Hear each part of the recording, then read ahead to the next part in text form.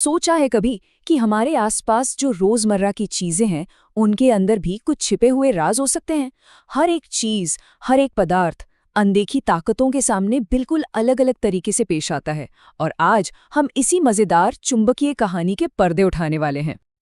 ये एक ऐसा सवाल है जो शायद हम सब ने बचपन में कभी ना कभी जरूर सोचा होगा कि भाई चुंबक कुछ चीजों से तो चिपक जाता है पर बाकी चीजों से क्यों नहीं।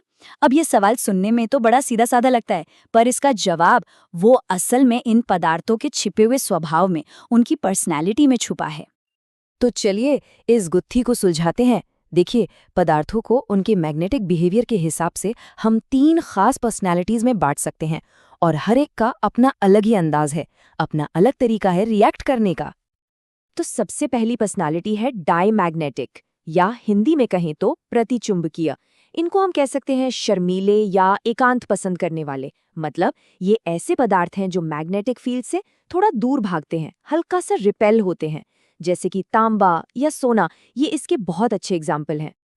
अच्छा, दूसरी पर्सनालिटी है पैरामैग्नेटिक यानी अनुचुंबकीय।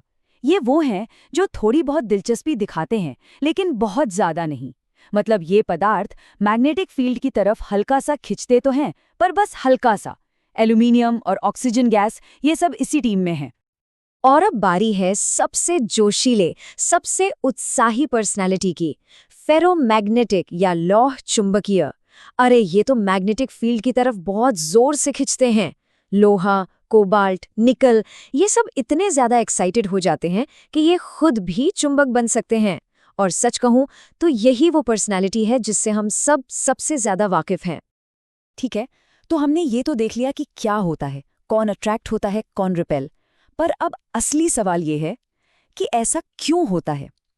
इस क्यों का जवाब एक अकेले साइंटिफिक नंबर में छिपा है, एक ऐसा नंबर जो इन सारे बिहेवियर्स को एक्सप्लेन कर देता है।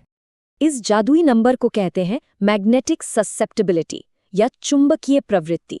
इसे ग्रीक लेटर काय से दिखाते हैं। अब ये है क्या? ये बस एक माप है कि कोई भी मटेरियल जब उसे किसी बाहरी मैग्नेटिक फील्ड H में रखा जाए तो वो अंदर से कितना मैग्नेटाइज M होगा। इसे उस मटेरियल का मैग्नेटिक पर्सनैलिटी स्कोर भी कह सकते हैं। एकदम परफेक्ट नाम है। तो पूरी प्रक्रिया बड़ी सीधी सादी है। स्टेप 1, एक बाहरी मैग्नेटिक फील्ड यानी H अप्लाई किया जाता है। स्टेप 2, मटेरियल की अपनी जो अंदरूनी ससेप्टिबिलिटी काय है वो तय करती है कि इसका रिएक्शन क्या होगा। और स्टेप 3, इसी के नतीजे में मटेरियल के अंदर एक मैग्नेटाइजेशन M पैदा हो जाता है। सिंपल। चलिए इसको एक छोटे से एग्जाम्पल से समझते हैं। मान लीजिए बाहर से जो फील्ड H लगाया वो है 1000 एम्पियर पर मीटर और जो मटेरियल है उसकी ससेप्टिबिलिटी है 0.01। तो बस इन दोनों को मल्टीप्लाई कर दीजिए और हमें मटेरियल का अंदरूनी मैग्नेटाइजेशन M मिल जाएगा, जो होगा 10 एम्पियर पर मीटर। देखा कितना आसान है। तो यहाँ पर हम इन तीनों पर्सनालिटीज को एक साथ कंपेयर कर सकते हैं। देखिए, जो डायमैग्नेटिक हैं वो रिपेल करते हैं तो उनकी ससेप्टिबिलिटी नेगेटिव होती है यानी 0 से कम। जो पैरामैग्नेटिक हैं वो हल्का सा अट्रैक्ट होते हैं तो उनकी ससेप्टिबिलिटी छोटी और पॉजिटिव होती है। और फेरोमैग्नेटिक वो तो बहुत जोर से अट्रैक्ट होते हैं तो उनकी ससेप्टिबिलिटी बहुत बहुत बड़ी और पॉजिटिव होती है। अच्छा, इसी चीज को देखने का एक और नजरिया भी है। ये ससेप्टिबिलिटी से ही जुड़ा है और इसे कहते हैं रिलेटिव परमिएबिलिटी। सीधा सा हिसाब है, अगर ये 1 से कम है तो मटेरियल बाहरी फील्ड का विरोध कर रहा है यानी वो डायमैग्नेटिक है। और अगर ये 1 से ज्यादा है तो वो बाहरी फील्ड को और मजबूत बना रहा है, मतलब वो पैरामैग्नेटिक या फेरोमैग्नेटिक है। अब देखते हैं कि असल में ये दिखता कैसा है। अगर एक डायमैग्नेटिक मटेरियल को एक ताकतवर चुंबक के पास लाया जाए तो वो मैग्नेटिक फील्ड के मजबूत हिस्से से दूर की तरफ धकेला जाएगा।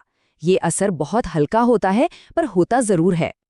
और वहीं दूसरी तरफ एक पैरामैग्नेटिक मटेरियल वो मैग्नेटिक फील्ड लाइंस के साथ साथ धीरे से चुंबक की ओर खिंच जाएगा। ये खिंचाव भी बहुत मजबूत नहीं होता लेकिन होता है। और फिर आते हैं हमारे फेरोमैग्नेटिक मटेरियल। ये तो बस चुंबक से पूरी तरह चिपक ही जाते हैं। इनका अट्रैक्शन बहुत ज़्यादा मजबूत होता है। और कमाल की बात यह है कि मैग्नेटिक फील्ड हटाने के बाद भी ये अपना मैग्नेटिज्म बनाए रख सकते हैं, तभी तो ये परमानेंट मैग्नेट बन पाते हैं। तो सबसे ज़रूरी सवाल, ये सब जानना क्यों ज़रूरी है? क्योंकि ये सिर्फ साइंस की किताबों की बातें नहीं हैं। इन प्रॉपर्टीज का हमारी टेक्नोलॉजी और हमारी रोज की जिंदगी पर बहुत बहुत गहरा असर पड़ता है। सोचिए जरा, फेरोमैग्नेटिक मटेरियल, ये हमारे कंप्यूटर की हार्ड ड्राइव, बिजली के ट्रांसफार्मर और परमानेंट मैग्नेट की जान है। पैरामैग्नेटिक मटेरियल, वो एमआरआई स्कैनिंग में कॉन्ट्रास्ट एजेंट के तौर पर इस्तेमाल होते हैं, जिससे मेडिकल इमेजिंग बेहतर होती है। और डायामैग्नेटिक, यही तो मैग्लेव ट्रेनों जैसी फ्यूचर टेक्नोलॉजी के पीछे का राज है, जो बिना किसी फ्रिक्शन के पटरियों पर तैरती हैं। तो चलिए, जो कुछ भी हमने अभी तक समझा है उसके मुख्य पॉइंट्स को फटाफट से एक बार दोहरा लेते हैं, ताकि ये बातें दिमाग में अच्छे से बैठ जाएं। याद रखने के लिए ये कुछ आसान टिप्स हैं।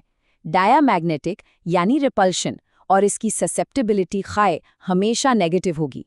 पैरामैग्नेटिक मतलब अट्रैक्शन और ससेप्टिबिलिटी पॉजिटिव।